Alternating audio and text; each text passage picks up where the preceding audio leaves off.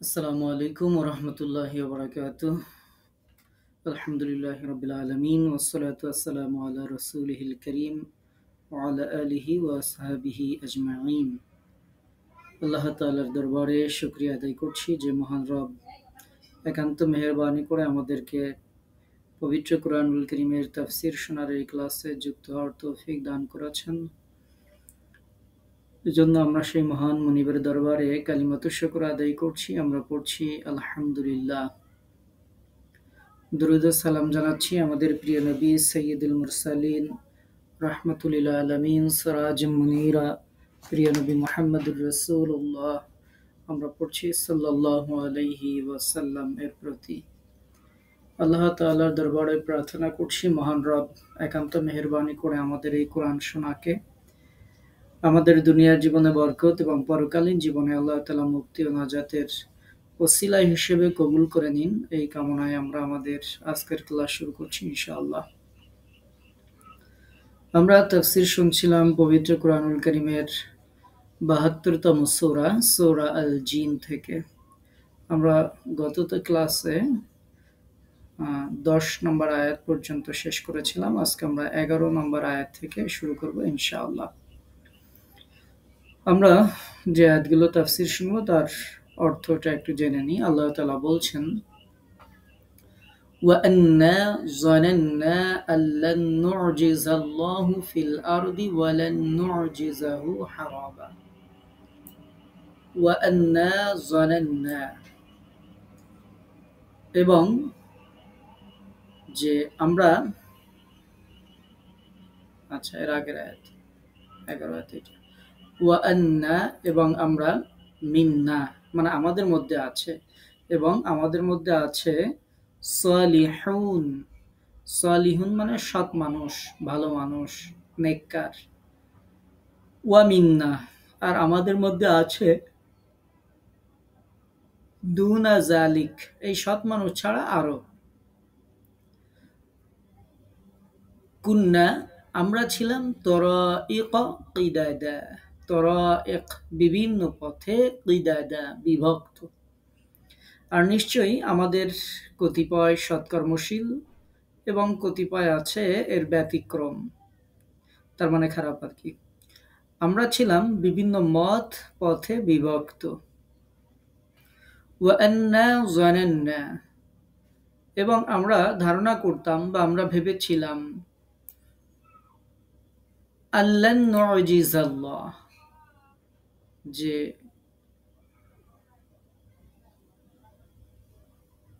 আমরা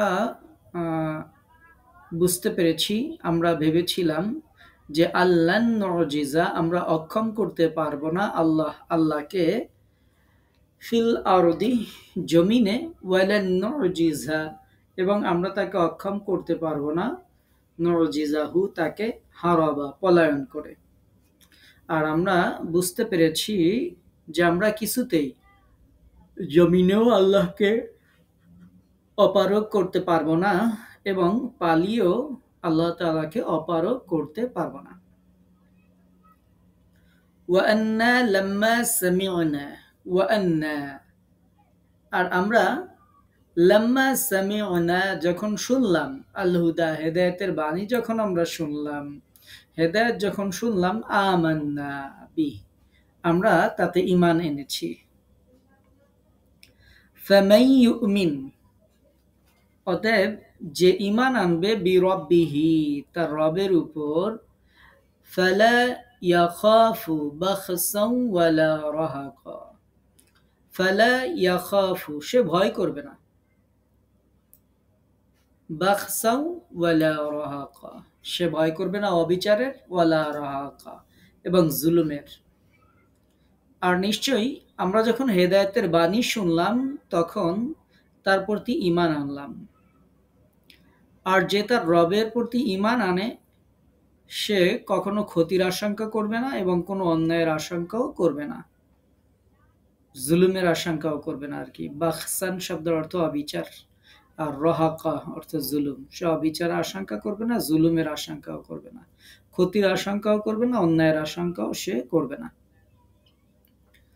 ওয়ান্না মিন্না, এবং আমাদের মধ্যে আল মুসলিমুন মুসলিম আছে, ওয়া আন্না মিন্নাল মুসলিমুন, এবং আমাদের মধ্যে আছে মুসলমান মানে আত্মসমর্পণকারী।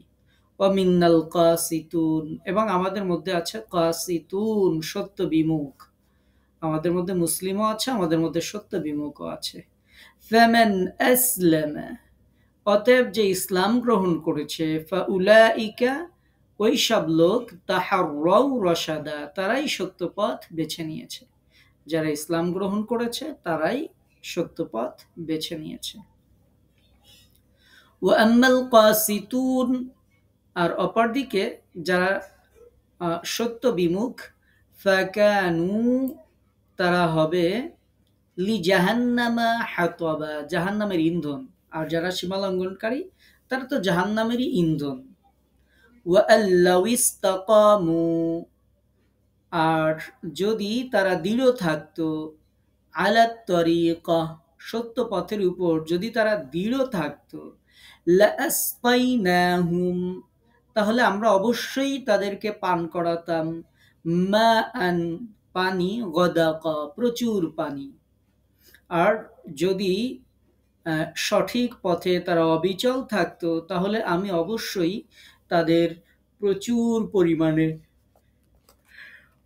পানি পান করাতাম। লিনাফতিনাহুম ফি, লিনাফতিনাহুম, লি মানে জন্য, নাফতিনাহুম যেন আমি পরীক্ষা করি, ফিহি তার মধ্যে। ওয়ামাই ইউরিদ, আর যে মুখ ফিরিয়ে নেবে, আন যিকরি রব্বিহি, তার রবের স্মরণ থেকে, ইয়াসলুকুহু আযাবান সাআদা, আর ইয়াসলুকুহু, তাকে প্রবেশ করাবে, আযাবান সাআদা, দুঃসহ আযাবে, যাতে আমি তা দিয়ে পরীক্ষা করতে পারি তাদেরকে। আর যে তার রবের স্মরণ থেকে মুখ ফিরিয়ে নেই, তাকে তিনি কঠিন আযাবে প্রবেশ করাবেন। সাআদা, কঠিন আযাব, দুঃসহ আযাব, এই কঠিন বা দুঃসহ আযাবের মধ্যে তিনি তাকে প্রবেশ করাবেন, যে তার রবের স্মরণ থেকে মুখ ফিরিয়ে নেই। আমরা 11 থেকে 17 নম্বর আয়াত পর্যন্ত আমরা আজকে শুনলাম। আমরা এই আয়াতগুলোরই সংক্ষিপ্ত তাফসীর জানার চেষ্টা করব ইনশাআল্লাহ।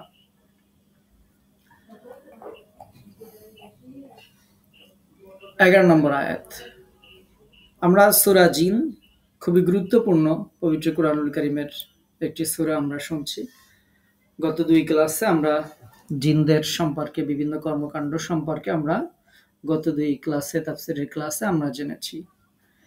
আজকেও আমরা জিনদের সম্পর্কে জানছি, যেই কথাগুলো জিনদের কথা, আল্লাহর কথা, আল্লাহ তাআলা উল্লেখ করেছেন তাদের কথা, সেগুলোই আজকের তাফসীরের আলোচ্য বিষয়, সেগুলো আমরা শুনবো ইনশাআল্লাহ। আজকের প্রথম শুরু হয়েছে যে জিনেরদের মধ্যেও আমাদের মতো আকীদা বিশ্বাসের দিক থেকে ভালোও আছে, খারাপও আছে। নৈতিক চরিত্রের দিক থেকে ভালো মন্দ 2 প্রকারের জিনই আছে। আকীদা বিশ্বাসের দিক থেকেও মত পথের তাদের ভিন্নতা রয়েছে। এক্ষেত্রে আমরা যেমন বিভিন্ন দল গোষ্ঠীতে বিভক্ত, জিনেরদের মধ্যেও এরকম ভালো দল আছে, মুমিন আছে, আবার সীমালঙ্ঘনকারীও জিনেদের মধ্যে আছে। এটি হচ্ছে আজকের যে তাফসীর, সে তাফসীরের শুরু আর কি। তো আমরা সে সম্পর্কে জানার চেষ্টা করি ইনশাআল্লাহ। আমরা সংক্ষিপ্ত এবং আস্তে আস্তে বিস্তারিত জানার চেষ্টা করব।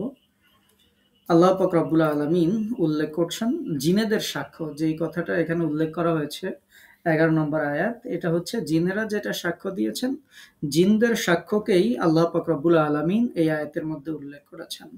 জিনেরা বলেছে, ওয়া আন্না মিন্নাস সালিহুন ওয়া মিন্না দুনা যালিক, জিনেরাই বলেছে যে তারা নিজেদের ব্যাপারে সংবাদ দিতে গিয়ে তারা বলেছে যে আমাদের মধ্যে কতক রয়েছে সৎকর্মপরায়ণ, আর কতক আছে এরা ব্যতীত।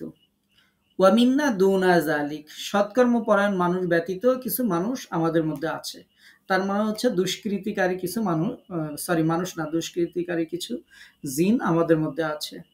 আর তারা উল্লেখ করছে যে আমরা ছিলাম বিভিন্ন পথের অনুসারী।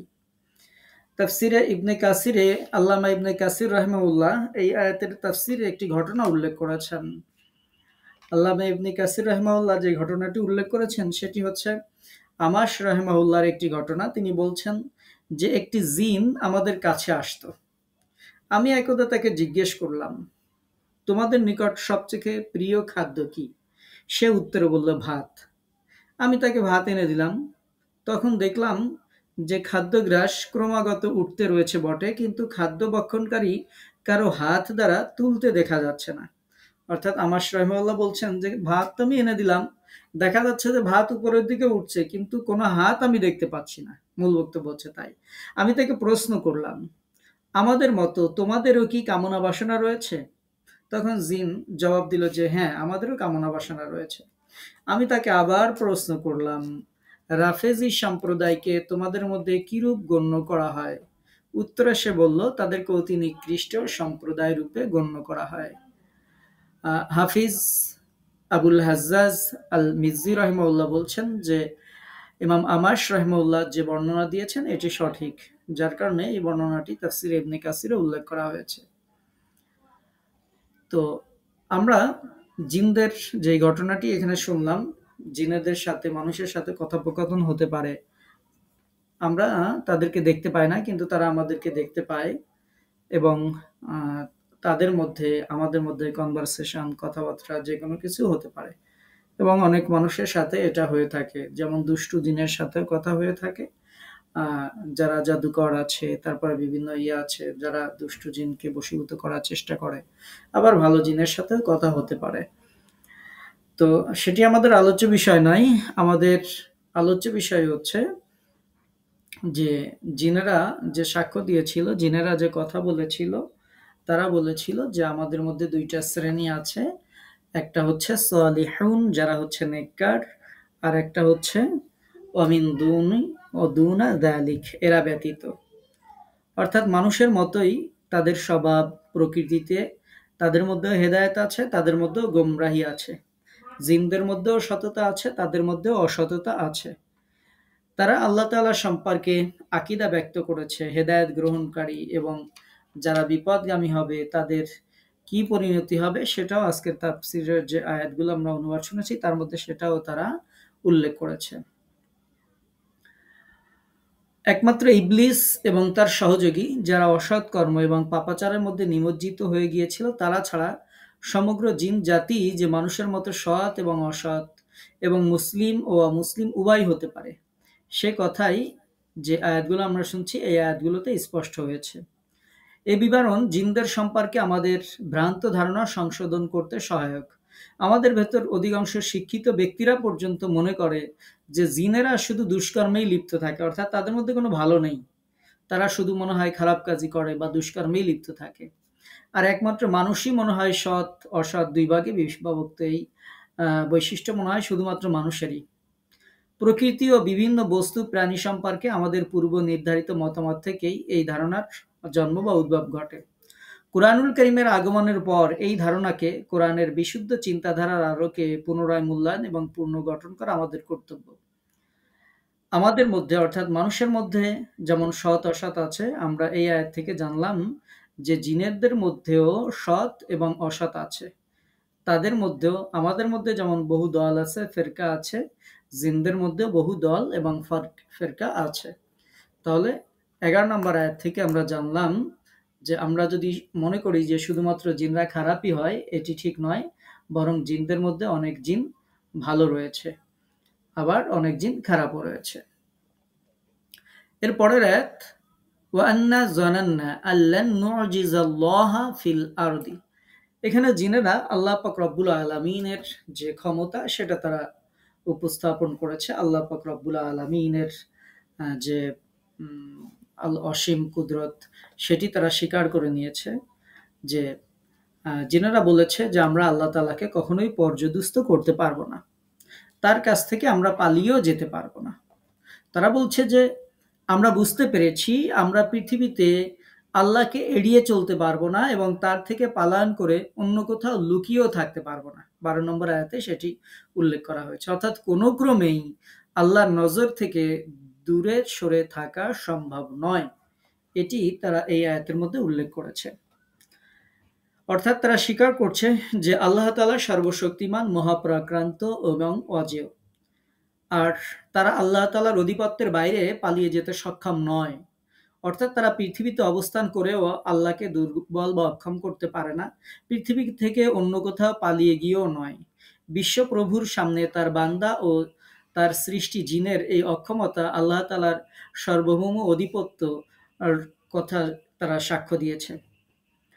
মজার ব্যাপার হচ্ছে আমরা এই তাফসিরের শুরুতে গত ২ দিনের প্রথম দিনের তাফসিরে আমরা শুনেছিলাম যেই জিনেরাদের ব্যাপারে আজকে আমরা এখানে জানছি যে আমরা আল্লাহকে পরাভূত করতে পারবো না, তার নজরের বাইরে যাইতে পারবো না, আমরা পালিয়ে থাকতে পারবো না। যেই বর্ণনাগুলো আজকে আমরা এখানে শুনছি, এই জিনদের কাছেই আমরা সাহায্য প্রার্থনা করি। অনেক মানুষ আছে যে এহেন অক্ষম এবং হীনবল জিনদের কাছে এক শ্রেণীর মানুষ নিরাপত্তা চাইতো। নিজেদের অভাব, দারিদ্র্য থেকে তারা মুক্তি চাইতো। আর এদের সাথেই কিনা মুশরিকরা সর্বশক্তিমান আল্লাহর বৈবাহিক সম্পর্ক কল্পনা করত। অর্থাৎ জিনদের সাথে তারা আল্লাহর বৈবাহিক সম্পর্ককে কল্পনা করত। অথচ জিনেরা নিজেদেরকে অক্ষম এবং আল্লাহকে সর্বশক্তিমান বলে জানে এবং স্বীকার করে। এবং শুধু স্বগোত্রীয় জিনদের নয়, বরং মানুষের ভেতরে যারা মুশরিক কাফের, তাদের আকীদাও তারা এই আয়াতের মাধ্যমে সংশোধন করে দিয়েছে। এরপর তারা উল্লেখ করেছে, তাহলে ১২ নম্বর আয়াত থেকে আমরা জানলাম যে জিনেরাই আল্লাহ তাআলার সার্বভৌমত্বের সাক্ষী দিয়েছে এভাবে যে আমরা কোনো অবস্থায় আল্লাহর নজরের বাইরে যাইতে পারবো না, পালিয়েও থাকতে পারবো না, তাকে পরাভূতও করতে পারবো না। সুতরাং এরপর তারা বলছে ওয়া আন্না লাম্মা সামি'নাল হুদা আমান্না বি, আমরা যখন হেদায়েতের বাণী যখন শুনলাম আমরা সাথে সাথে ঈমান আনলাম। আর যে তার রবের উপর ঈমান আনে সে ব্যক্তি ভয় করবে না, কোনো অন্যায়ের, কোনো অবিচারের, কোনো কিছুর সে ভয় করবে না। অর্থাৎ পরবর্তী এই আয়াতটিতে জিনেরা হেদায়েতের আহ্বান শোনার পর সাথে সাথে তারা তা মেনে নেওয়ার যে কথা এটা তারা ব্যক্ত করেছে। তারা বলেছে আমরা যখন হেদায়েতের বাণী শুনলাম তখনই ঈমান আনলাম। বস্তুত কুরআনুল কারীমকে শোনার পর প্রত্যেক মানুষেরই তার উপর ঈমান আনা কর্তব্য হয়ে দাঁড়ায়। যদি এটা জিনদের কথা, জিনেরা বলছে যে আমরা শুনলাম এবং আমান্না বি, শোনার সাথে সাথে আমরা এই কোরআনের প্রতি ঈমান আনলাম, হেদায়েতের এই বাণীর উপর ঈমান আনলাম। এটা শুধু জিনদের জন্য প্রযোজ্য নয়, বরং সকল মানুষই যিনি কোরআন শুনবে তার উচিত যে কোরআনে যেটা আল্লাহ তাআলা বর্ণনা করেছেন সেটির উপর সে সাথে সাথে বিশ্বাস স্থাপন করবে। জিনেরা এখানে তাদের ভাষায় পবিত্র কুরআনুল কারীমকে হুদা বলেছে, হুদা শব্দ বলেছে। হুদা মানে হেদায়েতকারী, পথ নির্দেশ। অন্য কথায় হেদায়েতের বাণী বলেছে। পবিত্র কুরআনুল কারীমের প্রকৃত পরিচয় হচ্ছে এটাই। কুরআনুল কারীম হচ্ছে হেদায়েত এবং যারা এই হেদায়েত শুনবে তারা সেই হেদায়েতের উপর ঈমান আনবে, সাড়া দিবে, এটাই হচ্ছে কোরআনের দাবি। এবং তারা আল্লাহর প্রতি তাদের যে অগাধ আস্থা এবং বিশ্বাস সেটি এই আয়াতের দ্বিতীয় অংশে তারা উল্লেখ করেছে। আল্লাহ পাক রব্বুল আলামিনের প্রতি তাদের কত বড় আস্থা, কত বড় বিশ্বাস সেটি তারা এভাবে বলেছে যে ফামান ইউমিন বিরাব্বিহি ফালা ইয়াখাফু বাখসান ওয়ালা রাহাকা, যে ব্যক্তি তার রবের উপর বিশ্বাস স্থাপন করে তার কোনো ক্ষতি কিংবা অন্যায়ের আর কোনো আশঙ্কা থাকবে না। ইবনে আব্বাস, কাতাদা রাহিমাহুল্লাহ এবং অন্যান্যরা বলছেন যে এর অর্থ হচ্ছে সে যেন এই ভয় না করে যে সে যে ভালো আমল করছে তা থেকে তার প্রাপ্য কমে যাবে, অথবা সে যেন এই আশঙ্কাও না করে যে সে যে পাপ করছে তাছাড়া অন্য কোনো মানুষের বা অন্য কারো জিনের পাপের বোঝা তাকে বহন করতে হবে, এরকম কোনো ভয় যেন তার মধ্যে না থাকে। ফালা ইয়াখাফু যুলমা ওয়ালা হাদমা, পবিত্র কুরআনুল কারীমের সূরা তাহা ২০ নম্বর সূরার ১১২ নম্বর আয়াতে এরকম একটি আয়াত আছে যে যে সৎ কাজ করে মুমিন হয় তার আশঙ্কা নেই অবিচারের এবং ক্ষতিরও কোনো আশঙ্কা নেই। এটি হচ্ছে সূরা তাহার মধ্যে আল্লাহ তাআলা বলেছেন। আর এই সূরাতে আল্লাহ পাক রব্বুল আলামিন জিনদের কথা উল্লেখ করেছেন। জিনেরা বলেছিল যে যদি কেউ তার প্রতি ঈমান আনে, তার রবের প্রতি ঈমান আনে, বিশ্বাস স্থাপন করে, তাহলে তার কোনো ক্ষতি, কোনো দুর্দশার কোনো আশঙ্কা থাকবে না। বস্তুতপক্ষে আল্লাহ তাআলার ন্যায় বিচার, তার সীমাহীন শক্তি, প্রতাপ এবং ঈমানের স্বভাব ও প্রকৃতি সম্পর্কে যে ব্যক্তি নিশ্চিত তার এরূপ আস্থা হওয়াই স্বাভাবিক। যেহেতু আল্লাহ তাআলা ন্যায় বিচারক, তাই তার প্রতি ঈমান যিনি আনবেন তিনি তার এই অধিকারকে নষ্ট করবেন না। তার উপর তিনি তার ক্ষমতার অতিরিক্ত কোনো বোঝাও আল্লাহ তাআলা চাপিয়ে দিবেন না। আর যেহেতু আল্লাহ তাআলা সর্বশক্তিমান, তাই অচিরেই তিনি তার মোমেন বান্দাদেরকে সব রকমের ক্ষয়ক্ষতি থেকে রক্ষা করবেন এবং সাধ্যাতির দায়িত্বের বোঝা থেকেও তিনি তাদেরকে রক্ষা করবেন। আর মোমেন যখন আল্লাহর তত্ত্বাবধান এবং প্রহরায় থাকে, তখন তাকে কে আর ঠকাতে পারে বা কে তার ক্ষতি করতে পারে? কে তার ক্ষতি সাধন করবে? কে তার উপর অতিরিক্ত বোঝা চাপিয়ে দিবে বা জুলুম করবে? তো এরপরে আমাদের মনে হতে পারে যে এই কথা সত্য যে মুমিনরা কখনো কখনো দুনিয়ায় কোনো কোনো স্বার্থ থেকে বঞ্চিত হয়, আমরা দেখতে পাই বা আমাদের জীবনেও ঘটে। কিন্তু আমাদের মনে রাখতে হবে এটি আসলে কোনো ক্ষতি নয়। কেননা যে জিনিস থেকে সে বঞ্চিত হয় তার এমন বদলা সে পেয়ে যাবে যে সেই বঞ্চনা আর বঞ্চনা থাকবে না। মোমেনকে কখনো কখনো দুঃখ, কষ্ট, বিপদ, মুসিবাত এগুলো ভোগ করতে হয় সত্য। কিন্তু এই বিপদ শেষ পর্যন্ত তার বিপদ, মুসিবত বা দুঃখ, কষ্ট হিসেবে আর থাকে না। আল্লাহ তাআলা এই বিপদের বিনিময়ে তাকে আল্লাহ তাআলা যাজা দিয়ে দেন। কেননা আল্লাহ তাআলা তাকে এমন ধৈর্য এবং সহিষ্ণুতা দান করেন যে তার দ্বারা সে আরো উপকৃত হয় এবং তার মর্যাদা আরো বেড়ে যায়। তাছাড়া আল্লাহর সাথে তার সম্পর্ক গভীর হয়, ঘনিষ্ঠ হয়। তার কষ্টকে আল্লাহ তাআলা সহজ করে দেন। সেই মুসিবতকে তার দুনিয়া এবং আখিরাতের কল্যাণের উৎসে আল্লাহ তাআলা পরিণত করে দেন। এটি খুব গভীরভাবে ভাবার বিষয় যে দেখেন, যদি মুমিনের যত বিপদ আসে তত তার সাথে আল্লাহর সাথে কানেক্টিভিটি তত বেশি দৃঢ় হয়। যখন আপনি স্বাভাবিক জীবনযাপন করছেন, সুস্থ থাকছেন, তখন আপনি নামাজ পড়েন, কোরআন পড়েন, সেগুলো স্বাভাবিক গতিতে আপনি করছেন। কিন্তু যখনই আপনি অসুস্থ হয়ে গেলেন, আপনার যখন অবস্থা খুব খারাপ হয়ে গেল বা দেখা যাচ্ছে আপনার মনের মধ্যে মনে হলো যে এই অসুস্থতা থেকে সুস্থ হতে পারবো কিনা, মৃত্যুর চিন্তা চলে আসলো, তখন দেখবেন নামাজের মধ্যে আন্তরিকতা বেড়ে যায়। আল্লাহকে ৩ বারের জায়গায় ১০ বার ডাকা শুরু করে দিয়ে, "আল্লাহ এবারের মতো ভালো করে দাও।"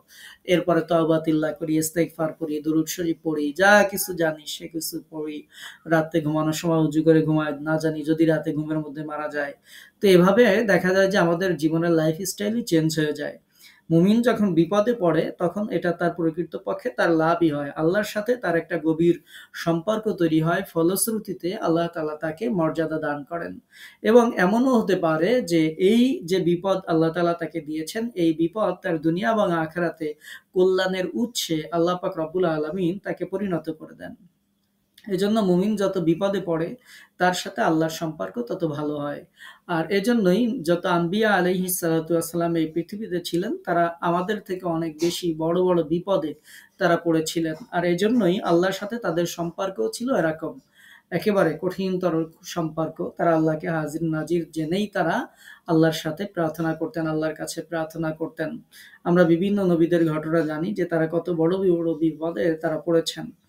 তো এই অবস্থায় আল্লাহর সাথে বান্দার সাথে সম্পর্ক দৃঢ় হয়। তো এজন্য মুমিনরা যদি কখনো বিপদে পড়ে তাহলে মুমিনের কর্তব্য হচ্ছে সে হতাশ হবে না, সে বিশ্বাস করবে অবশ্যই আল্লাহ তাআলা এর মধ্যে কোনো না কোনো কল্যাণ আল্লাহ পাক রব্বুল আলামিন রেখেছেন। আর মুমিন ব্যক্তিকে ক্ষতি, বিপদ, মুসিবত থেকে আল্লাহ পাক রব্বুল আলামিন তাকে মানসিক নিরাপত্তা দান করবেন। আল্লাহ পাক রব্বুল আলামিনের প্রতি যখন সে নির্ভর করবে তখন সে তার মনের মধ্যে এরকম একটা ফিলিংস কাজ করবে যে আল্লাহ যদি এই বিপদ দ্বারা আমার কোনো ক্ষতি না করেন তাহলে পৃথিবীর কেউ আমার কোনো ক্ষতি করতে পারবে না। আর আল্লাহ যদি আমাকে যতটুকু শাস্তি দেয়ার ততটুকু আল্লাহ তাআলা যেটা দেয়ার সেটা দিবেনই, কেউ আমাকে এটা থেকে বাঁচাতেও পারবে না। সুতরাং মুমিন তখন আল্লাহর প্রতি বেশি করে একনিষ্ঠভাবে প্রার্থনা করা শুরু করে দেয়। এবং আল্লাহর প্রতি যখন সে পরম ভক্তি এবং বিশ্বাস সহকারে যখন সে এভাবে প্রার্থনা করা শুরু করে দেয়, তখন তার মানসিক একটা শান্তি চলে আসে এবং তার মনের মধ্যে একটা স্বস্তি চলে আসে। এবং সে দেখা যাচ্ছে বিপদের মধ্যেও স্বাভাবিক শান্ত থাকলেও যেমন ছিল, বিপদের মধ্যেও সে সেরকম থাকতে পারে। যখন বিপদ আসে তখন সে আর অস্থির বা বেসামাল হয়ে যায় না। সে ভয় পায় না, হতাশাগ্রস্তও হয় না। বিপদ মুসিবতকে তখন মুমিন পরীক্ষা মনে করে এবং সে জানে যে আমি যদি এই পরীক্ষার সময় ধৈর্য ধারণ করি তাহলে আল্লাহ আমাকে পুরস্কার দিবেন। এবং আল্লাহর কাছে বিপদ থেকে মুক্তি চাইলে তাতেও আল্লাহ তাআলা তাকে পুরস্কার দিবেন। অর্থাৎ মুমিনের তখন আর হারানোর কোনো ভয় থাকে না। তো সে তখন আল্লাহকে বেশি করে ডাকা শুরু করে দেয়। বস্তুত জিনদের মধ্যে যারা মুমিন ছিল তারা এই কথাটিই বলেছে যে যারা আল্লাহর প্রতি বিশ্বাস স্থাপন করবে, যারা তাদের রবের প্রতি বিশ্বাস স্থাপন করবে, তারা কোনো ক্ষয়ক্ষতির আশঙ্কা করবে না, কোনো অবিচারের আশঙ্কা করবে না, কোনো ভয়ের আশঙ্কা তারা করবে না। এরপর তারা বলেছে ওয়া আন্না মিন্নাল মুসলিমুন ওয়া মিন্নাল কাসিতুন, আমাদের মধ্যে কিছু আছে মুসলিম আর কিছু আছে সীমালঙ্ঘনকারী। আর যারা ফামান আসলামা ফাউলাইকা তাহাররাউ রাশাদা, আমাদের মধ্যে যারা ইসলাম গ্রহণ করেছে, আহ, যারা ইসলাম গ্রহণ করেছে তারা সুচিন্তিতভাবে সত্য পথকেই তারা বেছে নিয়েছে। 14 নম্বর আয়াত। এই আয়াতে একেবারেই স্পষ্টভাবে জিনারা বলছে যে আমাদের মধ্যে মুসলিম আছে এবং সীমা লঙ্ঘনকারী আছে। আমাদের মধ্যে যারা আত্মসমর্পণকারী, মুসলিম মানে আত্মসমর্পণকারী আছে, কসিতুন সীমা লঙ্ঘনকারীও আছে। আর যারা আত্মসমর্পণ করেছে তারাই প্রকৃতপক্ষে সঠিক পথ বেছে নিয়েছে, এটি তারা উল্লেখ করেছেন। এবং এর পরের সাথে সাথে বলেছেন ওয়া আম্মাল কাসিতুন, আর যারা সীমা লঙ্ঘন করেছে ফাকানু লি জাহান্নামা হাতাবা, তারা হবে জাহান্নামেরই ইন্ধন, জাহান্নামের জ্বালানি হবে আর কি। তাহলে মানুষদের মতো জিনদের মধ্যেও ভালো মন্দ দুইটাই মেশানো আছে, এই আয়াতে শিক্ষা হচ্ছে তাই। তার মানে আমরা এই আয়াত থেকে জানছি জিনদের মধ্যে মুসলমানও আছে, জালিমও আছে। যারা মুসলমান হয়েছে তারা সুপথ বেছে নিয়েছে, যারা জালেম হয়েছে তারা জাহান্নামের জ্বালানি হবে। এই দুই আয়াতের মূল বক্তব্য হচ্ছে এটাই। কাসিতুন শব্দের অর্থ যারা জুলুম, নিপীড়নকারী, ইনসাফ এবং সততার পথ থেকে যারা বিচ্যুত। ঈমান আনয়নকারী জিন দলটি এখানে জালেম অত্যাচারী জিনদেরকে মুসলিম জিনদের প্রতিপক্ষ হিসেবে তারা উল্লেখ করছেন। এই বক্তব্য এই মর্মের সূক্ষ্ম ইঙ্গিত বহন করে যে মুসলমান ন্যায় বিচারক, সংস্কার প্রয়াসী হয়ে থাকে, আর অত্যাচারী বিপর্যয় সৃষ্টিকারীরা হয় মুসলমানদের বিপরীত পক্ষের লোক। তো এজন্য সবসময় মুসলমানরা থাকে সঠিক পথের উপরে, আর যারা বিশৃঙ্খলা করে তারাই হচ্ছে প্রকৃতপক্ষে জাহান্নামের ইন্ধন হওয়ার যোগ্য, যারা গোমরাহিকে সহজলভ্য হিসেবে বেছে নিয়েছে। এরপর তারা বলেছে যে তারা জাহান্নামের জ্বালানি হবে। কথাটির তাৎপর্য হচ্ছে তাদের ব্যাপারে চূড়ান্তভাবে নির্দিষ্ট হয়ে গেছে যে যারা এরকম করেছে, আল্লাহর কাছে যারা আত্মসমর্পণ করেনি, যারা মুসলিম হয়নি, যারা সীমালঙ্ঘনকে বেছে নিয়েছে, তারা জাহান্নামের জ্বালানি হবে। জ্বালানি পেয়ে আগুন যেমন দাউ দাউ করে জ্বলে উঠে, জাহান্নামও এদেরকে যখন পেয়ে যাবে জাহান্নামের মধ্যে, তখন জাহান্নামও দাউ দাউ করে জ্বলে উঠবে। অর্থাৎ এই জিনদের কথা এখানে উল্লেখ করা হয়েছে, যারা জিনদের মধ্যে বেঈমান, যারা অমুসলিম, যারা তাদেরকে যখন জাহান্নাম পেয়ে বসবে তখন সেটা জ্বলে উঠবে। এবং এটা মানুষের ক্ষেত্রেও প্রযোজ্য। মানুষদের মধ্যেও যারা সীমা লঙ্ঘনকারী তাদেরকে যখন জাহান্নাম পেয়ে যাবে তখন তাদেরকে পেয়েও জাহান্নাম জ্বলে উঠবে। এই আয়াত থেকে আমরা আরেকটা জানছি যে জিনেরাও জাহান্নামে আগুনের দগ্ধ হওয়ার শাস্তি ভোগ করবে। এমন না যে তারা আগুনের তৈরি, এজন্য আগুন দিয়ে কোনো শাস্তি তারা পাবে না, তাদেরকেও আল্লাহ তাআলা আগুন দিয়েই শাস্তি দিবেন। এবং এটি আরো একটি বিষয় প্রমাণ করে যে এক শ্রেণীর জিনকে যেহেতু আগুন দিয়ে শাস্তি দেওয়া হবে, সুতরাং আর এক শ্রেণীর জিনেরা আমাদের সাথে জান্নাতেও থাকবে। যারা আমাদের মধ্যে সাথে জান্নাতে থাকবে তারা জাহান্নামের যে শান্তি, নিরাপত্তা যা কিছু এগুলো তারা উপভোগ করতে পারবে। এই আয়াতটি থেকে এটিও জানা যায় যে জিনদের মধ্যে যারা ভালো তারা বেহেশতের নিয়ামত উপভোগ করতে পারবে। তো সুতরাং আল্লাহ পাক রব্বুল আলামিন কিভাবে তাদেরকে শাস্তি দিবেন, জিনদের বেলায় কিভাবে তা প্রযোজ্য, এটি আল্লাহ তাআলাই ভালো জানেন। আমরা শুধু এটুকু জানছি যে জিনেরা জাহান্নামেও যাবে, আগুনের শাস্তিও পাবে। আবার জিনদের মাধ্যমে জিনেরা আমাদের সাথে জান্নাতের মধ্যেও থাকবে। এরপরে আল্লাহ পাক রব্বুল আলামিন তাদের কথা বলছেন যে ওয়া আল্লাউ ইসতাকামু আলা তরিকাতি লাআসকাইনাহুম মাআন গাদাকা, যে যদি তারা অবিচল থাকতো, যদি তারা অটুট থাকতো, যদি তারা ন্যায়ের পথে প্রতিষ্ঠিত থাকতো, তবে অবশ্যই তাদেরকে আমরা প্রচুর বৃষ্টি বর্ষণে সিক্ত করতাম, প্রচুর পানির ব্যবস্থা করে দিতাম আর কি। যদি তারা অবিচল থাকতো তাহলে আমি তাদেরকে পর্যাপ্ত পানি পান করাতাম। আল্লাহ তাআলা বলছেন মুমিন জিনদের এই দলটি আমার সম্পর্কে এই মর্মে মন্তব্য করেছিল যে সাধারণ মানুষ কিন্তু কিংবা উল্লেখিত জুলুমবাজ লোকেরা যদি সত্য ও সততার পথে অবিচল থাকতো তাহলে কি হতো। যদি সবাই সততা এবং সত্যের পথের উপর আল্লাহর কাছে আত্মসমর্পণ করতো, সবাই যদি মুসলিম হতো, তাহলে তাদের সাথে কোনো অসৎ আচরণ করা হতো না, বরং তাদেরকে আমি পর্যাপ্ত পরিমাণের পানি দিতাম, ফলে তাদের প্রচুর জীবিকা এবং সমৃদ্ধি লাভ হতো। আর এই সমৃদ্ধি দিতাম এজন্য যেন তাদেরকে পরীক্ষা করে দেখতে পারি তারা আল্লাহর নিয়ামতের শুকর করে নাকি তারা নাশকরি করে। প্রথমে জিনদের কথা হুবহু তুলে ধরা হয়েছে এই আয়াতটি, যে আয়াতটি আমরা শুনলাম। এর পরের আয়াতে আল্লাহ তাআলা সেই পরীক্ষার কথা বলেছেন। আল্লাহ তাআলা বলছেন যে জিনদের কথা মতো আমি অবশ্যই, জিনেরা যে বলছে তাদেরকে পানি দেওয়া হতো, আমি তাদেরকে পানি দিতাম, কিন্তু লিনাফতিনাহুম ফিহি, এই পানি দিয়ে আমি তাদেরকে জীবিকা বাড়িয়ে দিতাম, এটা দিয়ে আমি তাদেরকে পরীক্ষা করতাম। আর যে তার রবের স্মরণ থেকে মুখ ফিরিয়ে নিয়েছে তাকে কঠিন আযাব তাকে স্পর্শ করত বা স্পর্শ করবে। তো আল্লাহ পাক রব্বুল আলামিন এই পর্যায়ে এসে আল্লাহ তাআলা জাল্লা শানুহু জিনদের কথাই উল্লেখ করেছেন যে জিনেরা বলেছিল যে যদি সবাই মুসলিম হতো, যদি ঈমান আনতো, তাহলে আল্লাহ পাক রব্বুল আলামিন প্রচুর পানি বর্ষণ করতেন এবং এই পানি দেওয়ার ফলে তাদের জীবিকা, সমৃদ্ধি এগুলো বৃদ্ধি পেত। ফলশ্রুতিতে আল্লাহ তাআলা জাল্লা শানহু এর পরের আয়াতে বলছেন যে তাদের এই সব দিয়ে আমি তাদেরকে পরীক্ষা করতাম যে তাদের মধ্যে কারা ঈমানের উপর ইস্তেকামত থাকে আর তার কারা পথভ্রষ্ট হয়ে যায়। তো আমরা এই আয়াতে পানির কথা বলছি, আমাদের কাছে মনে হতে পারে যে সামান্য একটু পানির কথাই কেন তারা বলল বা পানির কথাই এখানে কেন উল্লেখ করা হলো। আমাদেরকে মনে রাখতে হবে পানি ছাড়া প্রাণের অস্তিত্ব কল্পনা করা যায় না। অর্থাৎ যেখানে পানি আছে সেখানে প্রাণের অস্তিত্ব আছে, যেখানে পানি নেই সেখানে প্রাণের অস্তিত্ব নেই। তো এজন্য পৃথিবীর সকল এলাকাতেই পানির উপরই সব কিছুর জীবন নির্ভরশীল। আজকের যুগেও যখন শিল্পের ব্যাপক প্রসার ঘটেছে, জীবিকা সমৃদ্ধির জন্য কৃষি আর একমাত্র উৎস হিসেবে বহাল নেই, এখনো পানির প্রবাহের উপর সুখ সমৃদ্ধি এগুলো পুরো মাত্রায় নির্ভর করে। বলতে গেলে পানি আজও আজকের দিনেও মানব সভ্যতা এবং মানব বসতির অত্যাবশ্যকীয় উপাদান। পানি ছাড়া একটা দিন আপনি কল্পনা করেন, আপনি কল্পনা করতে পারবেন না যে পানি ছাড়া একটা দিন কত ভয়াবহ হতে পারে। হ্যাঁ, আমরা যে কেউ যদি চিন্তা করে একদিন পানি ছাড়া থাকা সম্ভব কিনা, তাহলে বুঝতে পারবেন যে অবস্থাটা কোন পর্যায়ে যাবে। এজন্য পানি ছাড়া আমরা আমাদের জীবনকে কল্পনা করতে পারি না। সেই বড় নিয়ামতটার কথাই আল্লাহ তাআলা এখানে উল্লেখ করেছেন। আমাদের এই পার্থিব জীবনের সুখ সমৃদ্ধি এটার জন্য পানি অত্যন্ত গুরুত্বপূর্ণ। আমরা জানি যে আরবরা মরুভূমির মধ্যে কষ্টকর জীবনযাপন করত। যখনই তারা সত্য ন্যায়ের সোজা নির্ভুল পথে প্রতিষ্ঠিত হলো, অমনি পৃথিবী তাদের জন্য পানির প্রবাহ এবং খাদ্যের প্রাচুর্যের অবারিত দুয়ার খুলে গেল।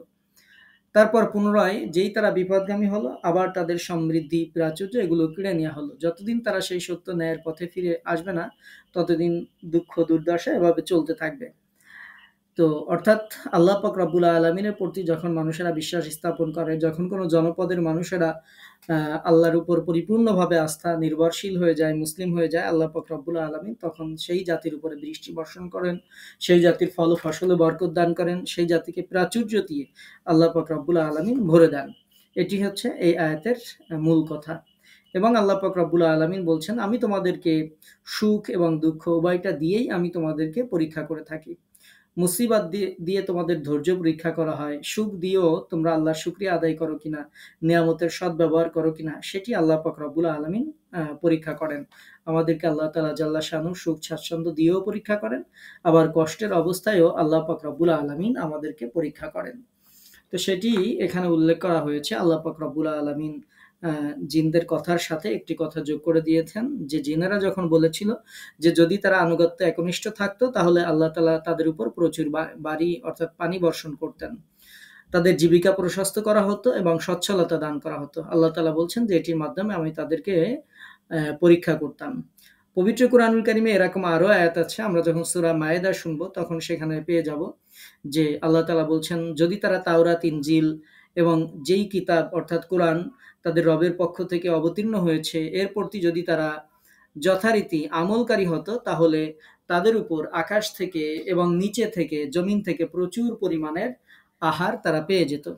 আল্লাহ তাআলা সূরা আরাফের মধ্যে বলছেন যে জনপদের অধিবাসীরা যদি ঈমান আনত এবং আল্লাহ ভীতি অবলম্বন করত, তাহলে আমি তাদের জন্য আকাশ ও পৃথিবীর বরকতের যত দ্বার আছে সমস্ত বরকতের দরজাগুলো আমি আল্লাহ পাক রব্বুল আলামিন খুলে দিতাম।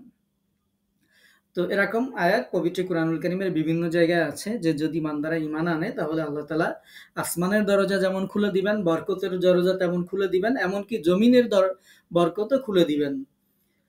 তো তো আল্লাহ তাআলা এই যে বরকতের দরজা খুলে দেওয়ার কথা বলছেন, আল্লাহ তাআলা বলছেন, এটা দিয়ে আমি আবার পরীক্ষা করতাম যে কে হেদায়েতের উপর প্রতিষ্ঠিত থাকে আর কে পথভ্রষ্ট হয়ে যায়। তো আমরা আজকে এ পর্যন্তই আমরা শুনলাম। আ যে আমরা আরেকটু যদি জানি যে এই আয়াতটির আরেকটি ভাবার্থ আছে যে যদি তারা সবাই পথভ্রষ্ট হয়ে যেত, তাহলেও আমি তাদের উপর জীবিকার দরজা খুলে দিতাম যাতে তারা ভোগবিলাসে মত্ত হয় এবং আল্লাহকে ভুলে গিয়ে নিকৃষ্টতম শাস্তির যোগ্য হয়ে পড়ে। এরকম উদাহরণও পবিত্র কোরআনুল কারিমে বিভিন্ন জায়গায় আছে। যে সূরা আনামের মধ্যে আল্লাহ তাআলা বলছেন, অতঃপর তাদেরকে যা কিছু উপদেশ এবং নসিহত করা হয়েছিল তা যখন তারা ভুলে গেল, তখন আমি সুখ শান্তির জন্য প্রতিটি দরজা উন্মুক্ত করে দিলাম। যখন তারা তাদেরকে দানকৃত বস্তু লাভ করে খুব আনন্দিত এবং উল্লসিত হলো, তখন হঠাৎ একদিন আমি তাদেরকে পাকড়াও করলাম আর তারা সেই অবস্থায় নিরাশ হয়ে পড়ল। অনুরূপভাবে পবিত্র কোরআনুল কারীমে সূরা মুমিনুনের মধ্যে বলা হয়েছে, তারা কি মনে করে যে আমি তাদেরকে সাহায্য স্বরূপ যে ধন ঐশ্বর্য সন্তান সন্ততি দান করি তার দ্বারা তাদের জন্য সর্বপ্রকার মঙ্গল ত্বরান্বিত করছি? না, তারা তা বুঝতে পারছে না। অর্থাৎ আমরা যে দেখতে পাই যে বিভিন্ন সময় আপনার মনে হয় যে আমি নামাজ কালাম পড়ি, কোরআন পড়ি, এরপর আমার বিপদ যায় না। আর অমুক মানুষ নামাজ কালামের ধারে নাই, মিথ্যা বলে, সুদ খায়, ঘুষ খায়। এরপরও তার কত সম্পদ, কত সুখ, কত শান্তি। তো তখন আমাদের এই দ্বিতীয় ব্যাখ্যাটা মনে রাখতে হবে যে আল্লাহ পাক রব্বুল আলামিন বলছেন যে তারা যখন এই নসিহা উপদেশ ভুলে গিয়েছিল, আমি তাদের সুখ শান্তির দরজা খুলে দিয়েছিলাম। তো এটা দিয়ে যখন সে উল্লসিত হয়েছিল, হঠাৎ একদিন আমি তাকে পাকড়াও করলাম। মানে সবাইকে এই সুখ শান্তি শুধু নিয়ামত ভোগ করার জন্য দেওয়া হয় না, কাউকে কাউকে একেবারে কঠিন আযাবের উপযুক্ত করে গড়ে তোলার জন্য কাউকে কাউকে এরকম নিয়ামত দেয়া হয়ে থাকে।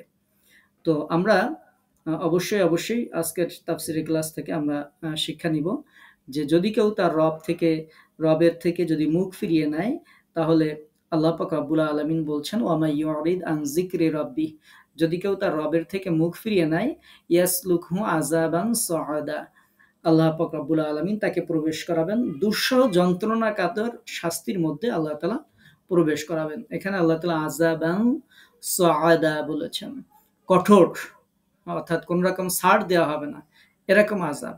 আবার ইবনে আব্বাস রাহিমাহুল্লাহ বলছেন সাআদা হচ্ছে জাহান্নামের একটি পাহাড়ের নাম, যেখানে তাদেরকে শাস্তি দেওয়া হবে। সাঈদ ইবনে জুবাইর রাহিমাহুল্লাহ এই আয়াতের তাফসিরে বলছেন এটা হচ্ছে জাহান্নামের একটা কূপের নাম, যেই কূপের মধ্যে ফেলে তাদেরকে শাস্তি দেওয়া হবে। তো যেটি হোক, যারাই আল্লাহর এই জিকির থেকে দূরে সরে থাকবে বা জিকির থেকে মুখ ফিরিয়ে নেবে, আল্লাহ তাআলা তাদেরকে এভাবে শাস্তি দিবেন। আল্লাহর কাছে আমরা প্রার্থনা করব আল্লাহ পাক রব্বুল আলামিন যেন আমাদেরকে এই সমস্ত শাস্তিপ্রাপ্ত মানুষদের মধ্যে থেকে আল্লাহ তাআলা যেন আমাদেরকে হেফাজত করেন। আমরা আজকের তাফসীর এ পর্যন্ত শেষ করছি। আজকের তাফসীরের ব্যাপারে কারো কোনো প্রশ্ন আছে কি? আচ্ছা, আমরা একটু